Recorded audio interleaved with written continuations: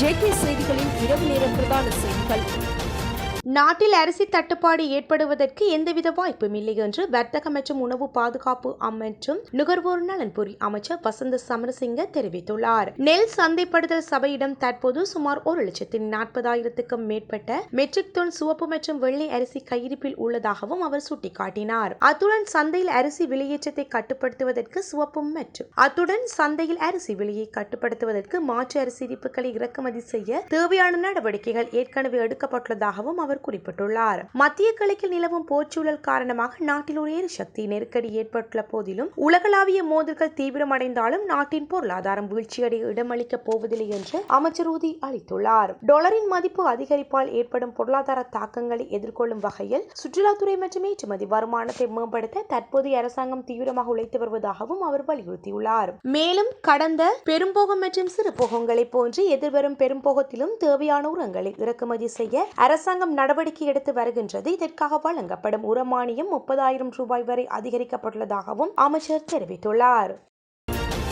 தமிழீழ விடுதலை புலிகளின் தலைவர் வேலுப்பிள்ளை பிரபாகரன் இருந்த இடத்தை சரியாக அறிந்து கூறியவர் சுரேஷ் சாலே. அவர் பாதுகாக்கப்பட வேண்டியவர் என்று முன்னாள் ஜனாதிபதி கோட்டபாய ராஜபக்ஷவின் பிரத்யேக செயலாளர் சுகிஸ்வர பண்டார தெரிவித்துள்ளார். கொழும்பில் இடம்பெற்ற செய்தியாளர் சந்திப்பொன்றின் போது அவர் மேற்கண்டவாறு குறிப்பிட்டுள்ளார். தொடர்ந்தும் தெரிவிக்கையில், சுரேஷ் சாலேவின் உயிருக்கு ஆபத்து நேர்ந்துள்ளது. தனது உயிருக்கு இழைக்கப்படும் அநீதிக்கு எதிராக அவர் உண்ணாவிரதத்தை மேற்கொண்டார். அடிப்படை வசதிகள் கூட அவருக்கு செய்து கொடுக்கப்படவில்லை. அவரை பார்ப்பதற்கு சென்றால் அங்கு 20 தொடக்கம் 25 வரையிலான பாதுகாப்பு அதிகாரிகள் சூழ்ந்து நிற்கின்றனர். அவர் அடைக்கப்பட்டுள்ள சிறிய அறையில் 7 CCTV கேமராக்கள் பொருத்தப்பட்டுள்ளன. இதனால் கடுமையான மன அழுத்தத்துக்கு அவர் உள்ளாக்கப்பட்டுள்ளார். ஜனாதிபதி ஆணைக்குழுவிலாவது சர்வதேச விசாரணைகளிலாவது சுரேஷ் சாலேவின் பெயர் எங்கும் குறிப்பிடப்படவில்லை. அவ்வாறு இருக்கையில் இந்த அரசாங்கம் அவரை அரசியல் பழிவாங்கலுக்காகவே கைது செய்து வைத்துள்ளது.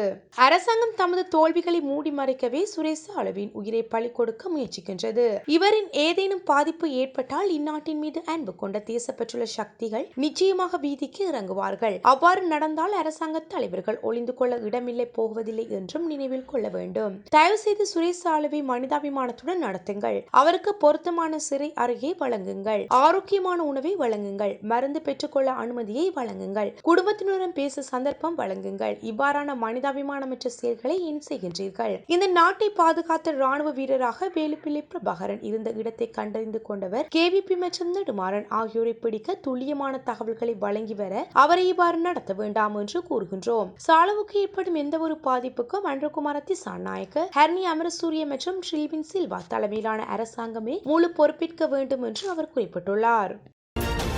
வடக்கு மாகாண சபைக்கு போலீஸ் மற்றும் காணி அதிகாரங்களை வழங்கும் தேச துரோக நடவடிக்கையை ஜனாதிபதி அன்றகுமார திசாநாயக்க முன்னெடுக்க மாட்டார் என்று நம்புகின்றோம் என்று முன்னாள் அமைச்சர் சரத் வீரசேகர தெரிவித்துள்ளார். ஊடகங்களுக்கு கருத்து தெரிவிக்கும் போது அவர் இதனை தெரிவித்துள்ளார். இது தொடர்பில் மேலும் தெரிவித்த அவர், மாகாண சபை தேர்தல் நடத்தப்பட்டால் பிரச்சனை இல்லை. ஆனால் தேர்தலை நடத்தி வடக்கு மாகாண சபைக்கு போலீஸ் மற்றும் காணி அதிகாரங்களை வழங்கினால் தான் பிரச்சனை ஏற்படும். இலங்கையில் இதுவரை ஆட்சி புரிந்த எந்த ஒரு ஜனாதிபதியும் இந்த சேவையை செய்யவில்லை. தற்போதைய ஜனாதிபதி அன்றகுமார திசாநாயக்கவும் இதே அணுகுமுறையை பின்பற்றுவார் என்று நம்புகின்றோம். சில வேளை போலீஸ் மற்றும் காணி அதிகாரங்களை வழங்கினால் இந்த நாடு பெடரல் ராஜ்யம் ஆகும். அவ்வாறு நடந்தால் இதுவரை காலமும் பாதுகாத்து வந்த ஒற்றையாட்சி முறைமை இல்லாமல் போகும். இது தேச துரோக நடவடிக்கையாகவே அமையும். இவ்வாறானதொரு செயலை ஜனாதிபதி செய்வார் என்று நம்பவில்லை என்று அவர் தெரிவித்துள்ளார்.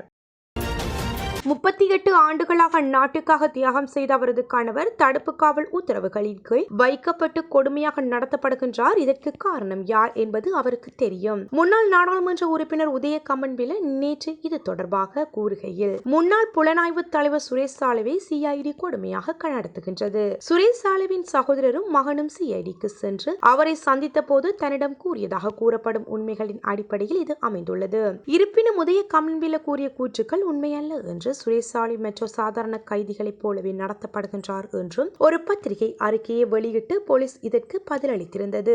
இருப்பினும் நேற்று நடைபெற்ற ஊடக சந்திப்பில் பேசிய உதய கம்மன்பில தான் கூறிய கூற்றுக்கள் பொய்யானவை எனில் தன் மீது வழக்கு பதிவு செய்யுமாறு போலீசாருக்கு சவால் விடுப்பதாகவும் அவர் கூறியுள்ளார். நான் கூறியது பொய் என்றால் பத்திரிகை அறிக்கை வெளியிடாமலே என் மீது வழக்கு பதிவு செய்யலாம் என்று போலீசாருக்கு நான் சவால் விடுகின்றேன் என்று அவர் தெரிவித்துள்ளார். அரச புலனாய்வு சேவையின் முன்னாள் பிரதானி மேஜர் ஜெனரல் சுரேஷ் சாலே அவசர சிகிச்சைகளுக்காக கொழும்பு தேசிய வைத்தியசாலையில் அனுமதிக்கப்பட்டுள்ளதை அடுத்து வைத்தியசாலை மற்றும் அதனை சுற்றியுள்ள பகுதிகளுக்கு விசேட பாதுகாப்பு வழங்குவதற்கு நடவடிக்கை எடுக்கப்பட்டுள்ளதாக போலீசார் தெரிவித்துள்ளனர். இதற்கமைய சுரேஷ் சாலேவின் பாதுகாப்பிற்கு குற்றப்புலனாய்வு திணைக்களத்தின் குழு ஒன்றும் போலீஸ் விசேட அதிரடிப்படையினர் பல குழுக்களும் வைத்தியசாலைகளுக்குள்ளும் அதனை சுற்றியுள்ள பகுதிகளிலும் விசேட கடமைகளில் ஈடுபடுத்தப்பட்டுள்ளனர். அம்பலாங்கொடவின் இடமத்தோட்ட பகுதியில் உள்ள ஒரு ஹோட்டலில் முகநூல் விருந்து நடத்திய 28 பேர் கைது செய்யப்பட்டுள்ளனர். அவர்களில் 25 ஆண்களும் 3 பெண்களும் அடங்குவதாக போலீசார் தெரிவித்துள்ளனர். இந்த முகநூல் விருந்தை நடத்திய ஒரு இளம்பெண்ணிடம் இருந்து கஞ்சா, ஐஸ், ஹெரோயின், ஹோகைன் மற்றும் போதை மாத்திரைகள் உள்ளிட்ட பல சட்டவிரோத போதைப் பொருட்கள் கண்டெடுக்கப்பட்டதாகவும் போலீசார் கூறுகின்றனர். கைது செய்யப்பட்ட சந்தேக நபர்கள் 18 தொடக்கம் 44 வயதுக்கு இடைப்பட்டவர்கள் என்பதுடன் வடக்கு மற்றும் கிழக்கு பகுதிகளை தவிர இலங்கையின் பல்வேறு பகுதிகளைச் சேர்ந்தவர்கள் என்று போலீசார் தெரிவிக்கின்றனர். ரகசிய தகவல் ஒன்றின் அடிப்படையில் இந்த இளைஞர்கள் நடத்திய முகநூல் கூட்டத்தில் சோதனை நடத்தப்பட்டதாகவும் அவர்கள் அனைவரும் நேற்று பாலப்பிட்டிய நீதிமன்றத்தில் முன்படுத்த உள்ளதாகவும் போலீசார் தெரிவித்தனர். டெங்கு வேகமாக பரவி வருவதால் நுளம்புகள் இனப்பெருக்கம் செய்யும் இடங்கள் அடையாளம் காணப்பட்டு சிவப்பு அறிவிப்புகள் வெளியிடப்படும் என்று அறிவுறுத்தப்பட்டுள்ளது. இதற்கமைய அடுத்த 3 நாட்களுக்கு நாளை மறுநாள் மற்றும் ஜூன் 10ஆம் தேதிகளில் சிறப்பு டெங்கு கட்டுப்பாட்டு திட்டம் செயல்படுத்தப்படும் என்று தேசிய டெங்கு கட்டுப்பாட்டு பிரிவு அறிவித்துள்ளது. இதுவரை 14 அதிக அபாயமுள்ள மாவட்டங்களும் 74 சுகாதார அதிகாரிக பிரிவுகளும் அடையாளம் காணப்பட்டுள்ளதாக சமூக வைத்திய சிறப்பு மருத்துவர் பிரஷில சமரவீர தெரிவித்துள்ளார். நுளம்புகள் இனப்பெருக்கம் செய்யும் இடங்கள் வளாகங்களுக்கு எதிராக தேவையான சட்ட நடவடிக்கை எடுக்குமாறும் தேசிய டெங்கு கட்டுப்பாட்டு பிரிவு அதிகாரிகளுக்கு அறிவுறுத்தியுள்ளது. இத்தகைய இடங்களுக்கு சிவப்பு அறிவிப்புகள் வெளியிடப்படும் என்று மருத்துவர் சமரவீர குறிப்பிட்டுள்ளார். இந்த ஆண்டு இதுவரை மொத்தம் 36,168 டெங்கு நோயாளிகள் பதிவாகியுள்ளதுடன் 20 இறப்புகளும் பதிவாகியுள்ளன. இதேவேளை கடந்த ஆண்டை விட இந்த ஆண்டு டெங்கு நோயாளிகளின் எண்ணிக்கை அதிகரித்துள்ளதாக தேசிய டெங்கு கட்டுப்பாட்டு பிரிவு தெரிவித்துள்ளது.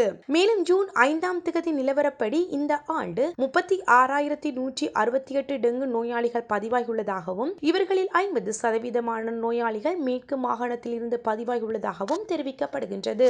மேற்கு மாகாணம் மட்டுமின்றி தெற்கு மாகாணத்திலும் காலி மற்றும் மாத்தறை மாவட்டங்களிலும் சப்ரமுக மாகாணத்திலும் ரத்தினபுரி, கேகாலை, புத்தளம் மாவட்டங்களிலும் மத்திய மாகாணத்தின் கேண்டி மாவட்டத்திலும் பெரும்பாலான டெங்கு நோயாளிகள் பதிவாகியுள்ளனர். ஜனவரி மாதம் முதல் பெய்த மழையும் டெங்கு நோயாளிகளின் அதிகரிப்புக்கு ஒரு காரணியாக அமைந்துள்ளது என்றும் டிட்வா புயலுக்கு பிறகு குவிந்துள்ள அதிக அளவிலான குப்பைகளால் கொசுக்கள் இனப்பெருக்கம் செய்வதற்கு ஏற்ற இடங்கள் உருவாகியுள்ளன என்றும் மருத்துவர்கள் சுட்டிக்காட்டுகின்றனர்.